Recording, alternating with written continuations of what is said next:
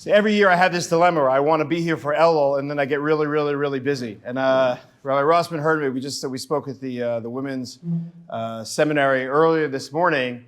I told him the reason that I was not able to be here for Elul was because I went through a 2-week period where I went to Mexico, Buenos Aires, Santiago, Chicago, and Florida for Aish.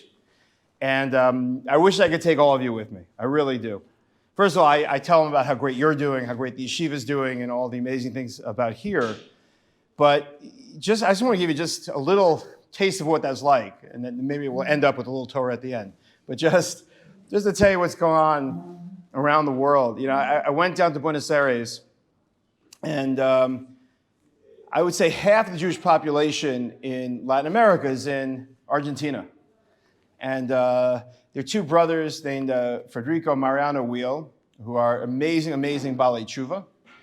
Really incredible personal stories to the point where they had a bris milah when they were adults. That's how far away they were when they were younger. And there's a community there that was started, and it was started as a Baal Tshuva community. And then it got religious because everyone became frum, and they started a school and this and that, et cetera.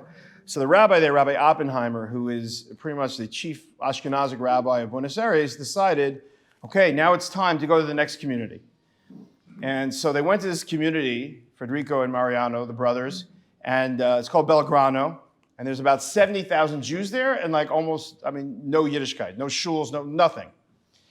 And they plunked themselves down, right? They plunked themselves down, and they built this absolutely beautiful, beautiful shul. So I went down there for the Chanukah Bayit, where, the shul, first of all, the new Aish logo. We got to get some new Aish logos in this building, right? But like the Sefer Torah has Aish, everything screams Aish. And they have incredible rooms there for Olami classes. And it was an amazing, amazing place. And then I went to Santiago, where 3 or 4 years ago, I was there with the dedication of their new shuls, which is the same type of thing. They have shuls there, people davening, rooms for classes. And then I went to Mexico, where they announced plans to build a new building. So, the energy that's being emanated from Yerushalayim, as it's supposed to be, is really floating around the world, and it's getting people very, very inspired about our mission and our philosophy. And I think what's so beautiful, it's funny, I feel like I'm actually giving the end, and then I'm going to go back to my Torah, right? Because I'm just so excited about everything that's going on. But I think it's the energy of Aish that you keep hearing about day to day from all the Rebbeim, from all the people, the things that were created here 45 years ago. It's really affecting the whole world, not just unaffiliated Jews and Balei Tshuva, but even the frum community. I mean, there's not a community that I travel to now that is not aware of Aish, aware of what's happening in the yeshiva, aware of what's going on around the world, aware of our expansion, and just the incredible things that we're doing. So I feel bad I could not be here for Elul, but I feel like I'm your shliach. I'm your shliach being out there. And I want all of you to know very much so that people are watching the yeshiva, the passion here, the growth, the Torah, all the pieces here, and couldn't be more excited. Okay, now I'll go back to the beginning. Share you some quick words of Torah for you. And that, if you open up Maseches Rosh Hashanah, right, there are 2 svarim that it says that HaKadosh Baruch Hu has in front of him, right? Sefer Chaim and Sefer Mesim, right? The book of life and the book of death, right? Now, traditionally, we're always taught that who gets judged in the book of life? The book of life is for people that are going to live throughout the year. They get judged, what's going to happen over the year, and all those different things. Who gets judged in the book of death? Well, those are unfortunately the people that are not going to make it till the next Rosh Hashanah. They get judged in the book of death, and that's traditionally how we understand that Gemara. Rav Chaim Volozhin, who is a massively important personality in Jewish history, because he started the yeshiva movement. The fact that you're sitting here today in this room has a lot to do with Rav Chaim Volozhin, right? If you've ever heard this, they talk about the yeshiva in Volozhin, the Volozhin yeshiva. That was like the first kind of major yeshiva since going back to the days of the Gemara. And Rav Chaim Volozhin has a very, very novel approach to what HaKadosh Baruch Hu puts in those two books. He says that in the first book, right, HaKadosh Baruch Hu, in the book of the living, who gets judged there? Everyone in the world. Even if someone's gonna pass away, God forbid, in 2 weeks from now, he gets put into the book of life, right? So who gets judged in the book of death? So Chaim Volozhin said, everyone that already died, someone died 2-3 years ago, they get judged in the book of death. What's the problem with that approach? You're dead, right? Right? We believe, right, if I could sum up Jewish thought, you're born and you die, right? And you're in this race along the way to do as much good as you can. They tell a beautiful story of Rav Chaim Volozhin's Rabbi, the Vilna Gaon, that he would sit on his bed and he was crying over tzitzis before he died because for a few rubles, a few kopek, right, you can do a mitzvah here, but once you die, you lose that ability. So what is Rav Chaim Volozhin talking about, right?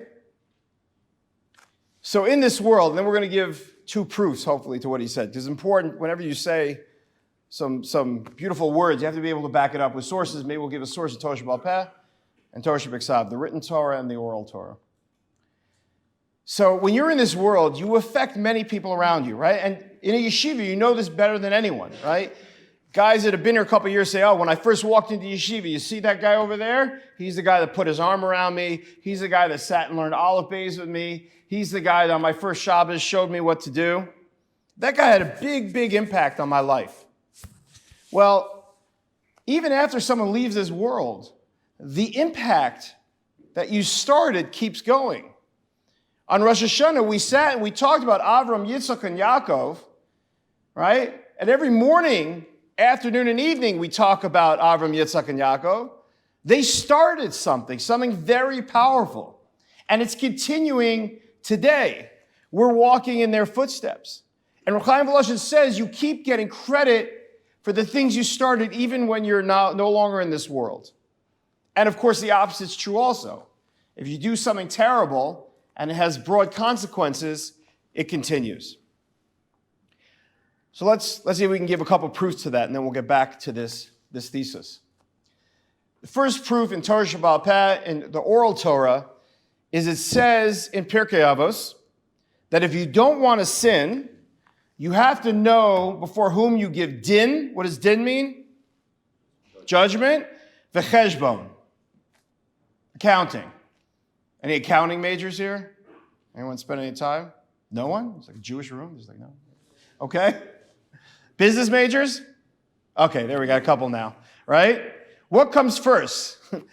The accounting or the decision of what you got to at the end, right? If you're doing things legally, then there's an accounting, and eventually you know what the story is. So it should be cheshbon v'din. But that's not what Pirkei Avos says. Pirkei Avos says din v'cheshbon. Why? So Rav Chaim Volozhin's Rebbe, who was that? The Vilna Gaon. The Vilna Gaon says beautifully that when a person at the end of their life, they get judged, right, for a din for everything they did. And he says the cheshbon is on the potential of what they could have done but didn't do, right? Oh, at this point you could have done that. Oh, you didn't, right? And they go over that. That's the cheshbon. But according to Rav Chaim Volozhin, this works out perfectly, right? Rav Chaim Volozhin would say, yeah, when you die, you get a din, and every year afterwards, you get a cheshbon for all the entire impact you had on this world, right? We can only imagine the cheshbon of Rav Noach every year. Every year that Aish is getting bigger and bigger and better, right? You can only imagine. What about the written law, right? What about Tanakh? Let's see if we can find an example in Tanakh, right? Anyone ever hear of a king called Menashe, Melech Menashe? Okay, I see a couple heads there, okay? Good guy or bad guy? How many people say bad guy? How many people say good guy? Okay. Well, I got one over there, okay? So Melech Menashe was a king for 55 years, right? Really bad dude, right? Got so many people to do Avodah Zarah. And he was a total Rasha for 22 years. But then, he did tshuva. And he was a tzaddik for 33 years, right? 55 years of rule, 22 years Russia, 33 years Tzaddik, where he tried to undo everything he did, right? Now let me ask you a question. Guys about tshuva 33 years, do you think you should mention it in Sefer Malachim? Yeah, not a minor detail. Well, guess what? The reason everyone always raises their hand and says the guy's a total Russia is because in Sefer Malachim, it never mentions that the guy was a tzaddik and did tshuva. Where does it mention it? At the end of Tanakh, in a book that very few people ever get to, because it's at the very end, called Divrei Hayamim, right? I know everyone's going to run to the Tanakh and check if it's actually there after this, right? There is a book called Divrei Hayamim, and in Divrei Hayamim, guess what? What do you think it mentions? He did tshuva for 33 years. Now, why would the Tanakh leave out a detail like that from Menashe? Right? Anyone want to guess? I just want to say, someone at the girls' school got this right. Yeah. Because? Loud. Excellent. Excellent. That's right. I'm trying to control what I'm saying up here, right? No, that's great. So the bottom line is he had started so many people from doing Avodah Zarah that when he did tshuva for 33 years, he ran around trying to undo everything he had done. And he was not successful. He was not successful. People were not listening to him. But what happened by Divrei Yamim? People had stopped doing Avodah Zarah. Why? So there's a Gemara that says that at some point Chazal shechted the Yetzer Hara. You ever hear this? They shechted the Yetzer Hara for Avodah Zarah. You know how like you walk outside and you don't feel that urge to run over to the closest tree and start bending down, bowing down and praying to it like an Asher, right? So Chazal tell us that they got rid of that Yetzer Hara and Avodah Zarah started to move away. So according to Chaim Volozhin, it doesn't say that he did tshuva in Malachim because his tshuva wasn't 100% accepted. Because he couldn't undo all the bad things that he did. By the time you hit Divrei Yamim, okay, at that point his tshuva gets accepted. But this premise is so powerful. It's so powerful that our actions speak so loudly, that our actions are so inspirational. You know, all these things, talk about Avram, Yitzchak, and Yaakov, all the Avos, and Tanakh, and on throughout Jewish history. The people that rose up and inspired us. There's so many people along the way that went and Jews and just did the right thing. I always think of the people that, don't get as the frontline billing. People like Nachshon, right? Nachshon, they're sitting there, and Moshe says, Kadosh Baruch Hu says, we got to run into the water, and he's going to save us. And everyone's sitting there going, there's no way. And then Nachshon jumps in till the water's to here, and then it splits. Because Kadosh Baruch Hu is always looking for those Jews to inspire everyone else. I joked before about Rav Noach Weinberg. Rav Noach Weinberg was that person. If you ever read the book, right, the biography, if you don't have a copy, we have plenty in the other building. I'll get you one. But you read the biography, there's one point where in the 70s that they were referring to him as Noach the Meshugana. Because he thought you could take guys that didn't know Aleph Beis and turn them into B'nai Torah. And people just didn't understand it. Vision is the ability to see what can be when no one else can see it. I've many, many times told the story. I mean, this is an incredible story about a famous American philosopher named Walt Disney, right? Walt Disney changed entertainment forever, and he built something called Disney World. Now, he died before it was open, and they went to his brother Roy, and they said to him, wow, what a tragedy. Your brother never got to see this. And Roy said, no, my brother saw this, and that's why it's here. And I always think about when they dedicated the building next door, so Stuart and Andrew Heitman are here, and part of the Dan family that literally paid for this building, the building next door, and were the chief partners that pushed everything forward. But I always think about it, Rav Noach, when they dedicated the building next door, it didn't really have its doors open yet. But he unfortunately got sick, and he passed away before it was fully operational. It's the same type of thing. Where Noah understood the way things could be, and then he strove to get there. And at Aish, we're always focused in that direction, right? People would look at Belgrano in Argentina and say, there's no way you could have Torah here. Yeah, there's a lot of Jews, right? You're going to put a shul here in the middle of this neighborhood? Who's going to go? Next thing you know, we plunked down a shul. There were 1,000 people there at the dedication. You have to look at the world. You can't let people, everyone looks at the world and like, yeah, I can't do that, can't do that, right? You got to see the things that no one else sees. And that's what Rosh Hashanah and Yom Kippur are for. Rosh Hashanah and Yom Kippur are there for us to see our potential, to see who we can become. It's not so much to see who you are now, it's to see who you can be, see who the Jewish people can be. Right? We look across at the Kotel, and what do we see? We see a very holy wall. But how many of us see a Beis Hamikdash? Right? How many of us see a Beis Hamikdash? If we don't see it, then it won't be there. But we see it, it will be there. Then we start to think about how to get there. I always tell people, I don't know if you're aware of this, but we're working on our certificate of occupancy on next door, in the building next door. It's been 11, 12 years, right? We're getting close, though. We're down to one more department in the area, right? And I always tell people this whole experience, which has been extraordinarily difficult getting our certificate of occupancy, is so that when we need to get the certificate of occupancy on the Beis Hamikdash, we're ready, right? We know how to cut through all the bureaucracy. But you have a very, very, very special mission. I want to lead you one story. I told this earlier today, and I think this is, to me, is a very special story. Firstly, because I'm in it, so I know it's true, but I played very little role in it, and I didn't even understand it until it happened way, way, way later on. Some of you know, right? I was in NCSY for 22 years. That's where I kind of grew up. In NCSY, one of my functions over the 22 years was I spent 5 years as the regional director of West Coast NCSY.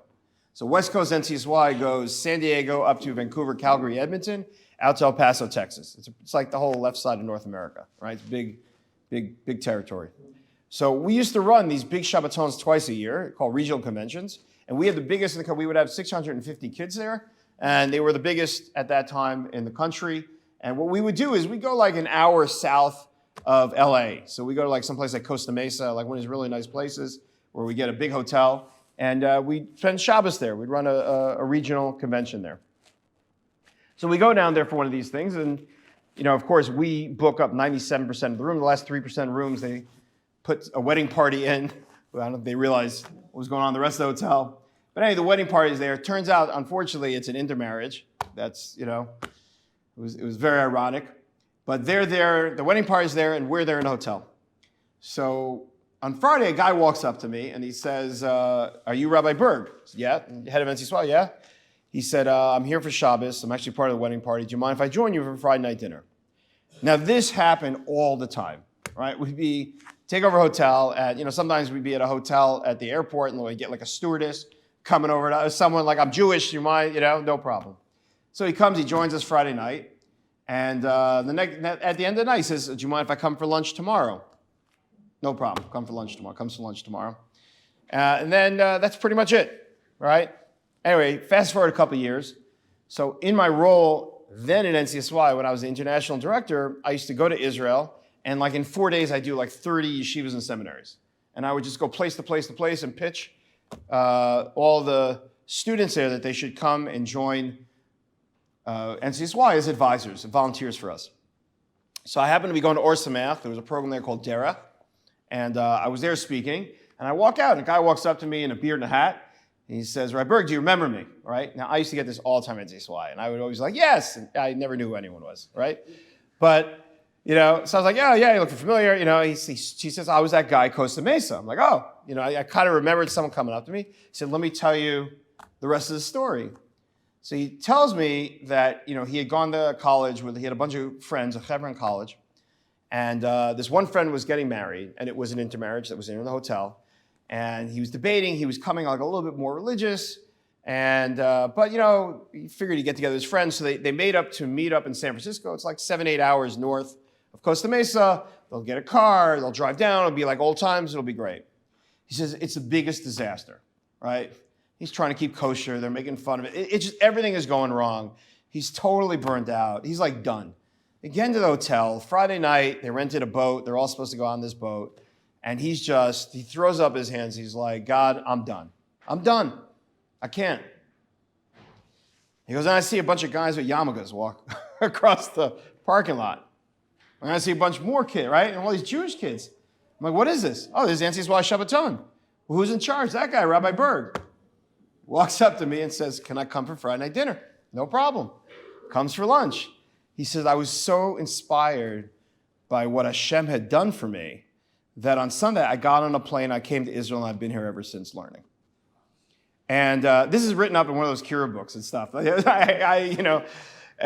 was written a bunch of other places. And again, I don't mind telling it because I don't have to brag. I had literally nothing to do here, But the bottom line is, when you're doing the right things, Kadosh Baruch Hu will take care of the rest.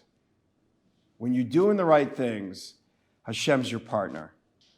And if you're learning, you're growing, you're doing the best you can, Kadosh Baruch Hu is you can't have a better partner than him. You need to have faith in him. We don't always fully get what's going on.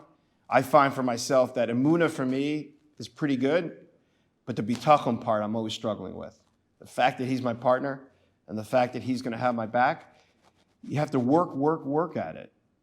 But the bottom line is, if you make his agenda your agenda, of course he's going to help you. Of course he's going to help you. There's no doubt about that.